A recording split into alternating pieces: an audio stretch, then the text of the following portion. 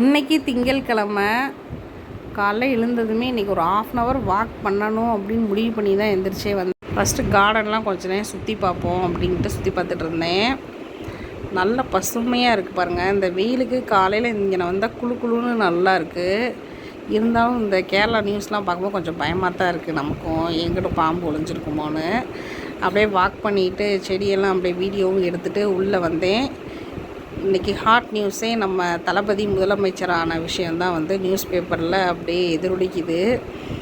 தினத்தந்தி, தினமலர், இந்து தமிழ், தினகரன் 4 பேப்பர்லையுமே நம்ம தளபதியோட ஃபோட்டோவோட கோட் ஷூட்டோட சும்மா பக்காவாக போட்டிருந்தாங்க. பார்க்குறக்கே மனமகிழ்ச்சியாக இருந்துச்சு. தளபதி ரசிகராக.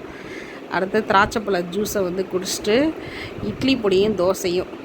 என்னோடய ஸ்கூல் லைஃப்பில் ஒரு சௌராஷ்டிரா ஃப்ரெண்டு நல்லா மந்தமாக தோசை சுட்டு இந்த இட்லி பொடி நல்லெண்ணெயை நல்லா அதிலே ஊற வச்சு கொண்டு வருவாங்க. இதை சாப்பிடும்போது அந்த நினப்பு தான். மதிய லஞ்சுக்கு இன்றைக்கி அம்மா புளியோதரை தான் செஞ்சு கொடுத்தாங்க. ஆக்சுவலி நான்வெஜ் இருக்குது, இருந்தாலும் எனக்கு இன்றைக்கி வெஜிடேரியன் நல்லா புளியோதரை செஞ்சு கொடுத்தாங்க. அப்படியே ரசகுல்லா, திராட்சை எல்லாம் சாப்பிட்டு இன்றைக்கி டேவை சூப்பராக முடிச்சு விட்டாச்சு. பாய்.